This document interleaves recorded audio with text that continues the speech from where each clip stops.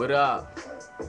Hey yo, nah, but I wanted to share something with a lot of people. You know what I mean? A lot of people that don't know me. You know what I mean? When I do this PMS87, when I do Portermac shreds, all that, I want to let people know something about me. I want y'all to know something. I want y'all to know something. Alright? Like, I don't be trying to, diss a lot of dudes and none of that. I just be, I like waking up in hotels, cause I know the first thing I'm gonna see when I wake up is a woman. You feel me? Now, if my homie in the next room with his chick that he bagged the night before, then that's a win-win for me. I take that as a win-win. You know what I'm saying? Um, I'm not really somebody who hates on people. You know what I mean? I think everybody deserves a fair shot. You know, real, real stuff. Like when I wake up early and I'm in my foreign whip and it's a sunny day, I might grab some bagels or something from Panera Bread. I think about my young boys. You know what I'm saying? I lose train of thought. I think about my young boys. I think about the young boys that do the wild stuff and the violent crimes and all that stuff that they do, that have cars like the ones I'm driving, because they can't believe I'm really driving something like this. You know what I'm saying? It ain't nothing major, but where we come from, it's major. You feel me?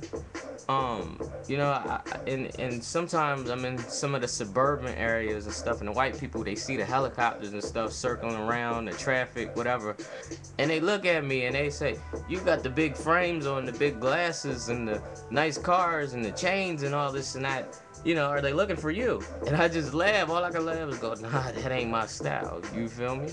And young boys see the mixtapes, they see the chains, they see the clothes, the cars, the women, and they get ambitious, etc. Etc. Of what they see. They get ambitious, and the problem is they lack that patience of, when I get older, I'm gonna get this. Nah, for some reason they gotta get it now. And time ain't going nowhere for these young boys. They the future. So they're like, wait, young boy, wait. That ain't legal right now. What you doing? That's illegal. You know what I mean? Wait till you legal, then you could do that. You ain't gotta do that now. It ain't going nowhere. And they can even hear you reminisce about how good it felt working back then to get here now patiently. But somehow they miss the word wait. You emphasize on that word so much.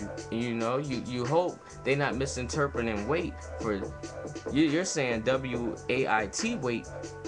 You're hoping they don't misinterpret it as WEIGHT, because that's a whole different kind of weight. That's mass and weight. That ain't patience and time, you know. And I just I see a lot of people out here in Harrisburg, Pennsylvania. They team up with each other. And when I see people team up and I see people calling each other out, I see people with kids.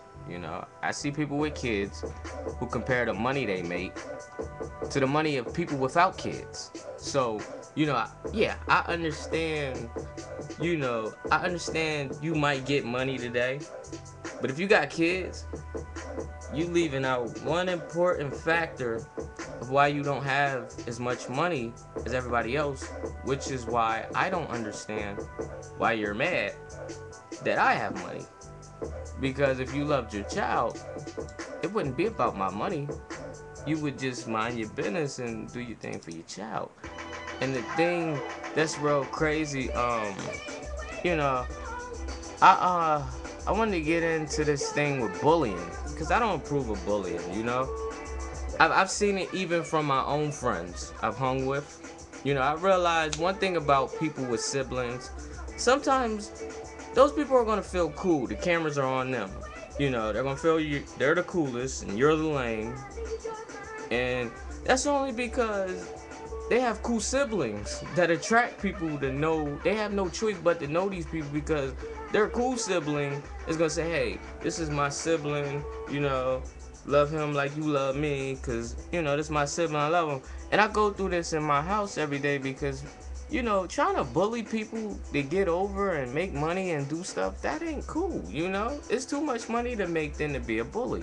I go through this every day in my house, because I grew up around a tough set of relatives. So I got a lot of uncles, a lot of aunts, a lot of cousins, a lot of grandparents, a lot of greats and great greats and elders and the generations, they go on and on and on. And everybody was a fighter. But, not everybody was a bully. Some people made their money, the others do all the, and it's like, hold up, slow up. You know what I mean? I go through this every day because bullies never lost a fight in their mind. And so it's always some strategic way, reverse psychology they use to manipulate and intimidate the weaker people. And sometimes the weaker people don't pay them no attention because the weaker people might not actually be weaker than the bully. It just may be the bully's assumption from directing to a weaker person. Because in their mind, it's prey. I gotta hunt, Some people don't have no idea they're prey, I'm not a bully because I care about my stuff. If I want it, I work for it to get it, And you know what happens, bullies, they say, no, that's mine, give me that. They don't care how many hours you worked, how many hours you care to do something positive and help somebody else, And what ends up happening, you get frustrated and you punch them in the face because they trying to ruin your happiness and what you're happy of working, earning for. You're happy of learning this stuff at work to get this money. They might not have the patience for it, but they just want to spoil everybody else's good time. Which is why I'm always fighting bullies. Bullies have flunky friends that believe that their bully that they're following is this undefeated fighter because bullies always need to manipulate the other person. So no, there's going to be a lot of undefeated lies because they can't let the person who they need something from to know they lost the fight. Next thing you know, you're fighting a bully again. And they're flunky at the same time. So now you fight two people, and then they both probably ain't gonna really be nobody that strong that can really handle you because you're so used to fighting and they're not. And they lose a lot, So it's like, one thing, the reason I was getting into this, I want to share something very personal about my childhood, how I understand bullying. You know what I'm saying? I used to run track when I was a kid. I used to run track, and I had a good friend I ran track with. Now, see, being a track runner as a child, I'm from Harrisburg, Pennsylvania. So when I would go to these track meets, the running part was kind of cool. Everybody's all hype about the running part. Who's gonna win the race? Who's gonna win? And my mindset was, I get to get out of Harrisburg for a few days. I get to stay in a hotel. We get to order room service. We get to, I get to go to another city. It's hot down there. It's fun. I get to see girls I've never seen in my life. I get to see women. And this is track. So, the women, they wear the one-piece tights. They be all in shape. Their bodies be looking. You be like, I'm in heaven. I get to get away from Harrisburg to see all this. You know what I'm saying? So, some people, I had a friend who wasn't worried about having fun. He was worried about, you're going to lose. So they would give us standings. They would give us ranks of what we were predicted, what times they ran around the world. I mean, not the world. What times they ran around the United States. They would take all the times, put a log. Okay, they ran the fastest time. They ran the fastest time. They would seat you. They put you in lanes based on, give you the advantage, who was the best. And what my friend would do, he was kind of a bully. I love him to death, my homie, but he was kind of a bully. And we'd be sitting there. At the beginning of the race. Before the race starts, sitting there, you get a little time to yourself, think about everything, butterflies and all that, because you gotta forget about having fun. So you gotta do this for a few seconds. So he would say to me, I seen your time. And he'd be like, they gonna run faster than you. You gonna lose. He'd be like, man, you ain't see all them ranks and all them standings. They got you listed to come in like 21st place. They was like, you might not get there. It was like, they cleats is lighter than yours. They track spikes and stuff is lighter than yours. They bigger. Them dudes be lifting weights. Look at their muscles compared to your arms. Your arms is all little. They be running fast times. And I was looking, and I would get nervous. I would go, for real? They really that strong? They running that fast? For real? They got me listed to lose? I was like, oh my gosh. So now I gotta, and what's funny about it? I ended up coming in second place. But you know what's crazy about it? See, when bullies manipulate people, some people don't know they're being bullied. So we trust what the person's saying. We trust this is vital information. Like, no, he said I was gonna lose this race. He said I was too slow. You know, I don't know if I'm even supposed to be running in this race because I'm too slow. I'm gonna lose. And you know, in your mind, in my mind, honestly, what I was thinking, okay, my friend said if I run the slow time I usually run, I'm not gonna win that race. So I gotta somehow get on this track and run a faster time than the time I usually run. Because if I don't run the time I usually run, I'm gonna lose. You know, I'm not thinking about it. So I get on the track and I'm running. And I'm looking at the time, like, oh, I gotta hurry up. So I take off, you know, I almost, you know, you be tired. Cause you know, you like, so when you win, they be looking at you like, and honestly, in your mind, that's because he said I had to run faster than I usually run. You know, he said I can't run that slow. He said if I run that slow, I was gonna lose.